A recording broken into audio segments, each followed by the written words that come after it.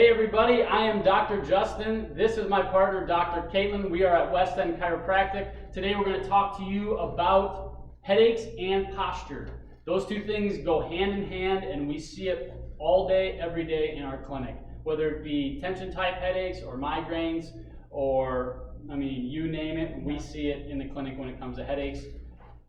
A big contributor to these headaches, from what we've found, is occupational stressors, or what you do at work.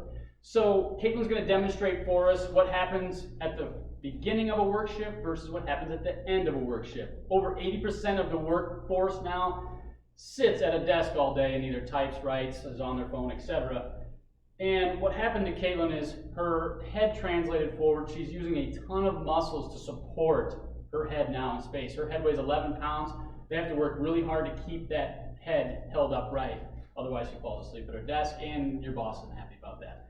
The second thing that happens is the shoulders slump, and a lot of times what will happen is the center of gravity, instead of going through the head, because if you can imagine I press down on the head, that's not a good place for the center of gravity to go through. Now it goes through the upper part of her back now. So this area can also get really tight. The upper part of the back and the upper part of the neck. Those two areas tend to correspond. Now I'm going to have Caitlin straighten her back out, and what happens is we're going to focus on one group of muscles here, the suboccipital muscles. I'm going to have you slump down, Caitlin, one more time.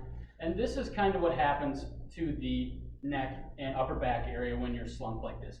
This muscle group right here is called the suboccipitals. It can get really, really tight as it supports the head throughout the day. Now, as Caitlin straightens out, that muscle group is actually stretched as it inserts at the base of the skull into the first and second cervical vertebra. So that muscle actually is stretched out when she sits upright. So the exercise that we give our patients, and they absolutely love this exercise, is chin retraction. So what she's going to do is bring her head back and then extend at the very end. So we get a two-part motion. We get that muscle stretched, and then we extend the neck, which counteracts the constant flexion that we tend to put ourselves in throughout the day.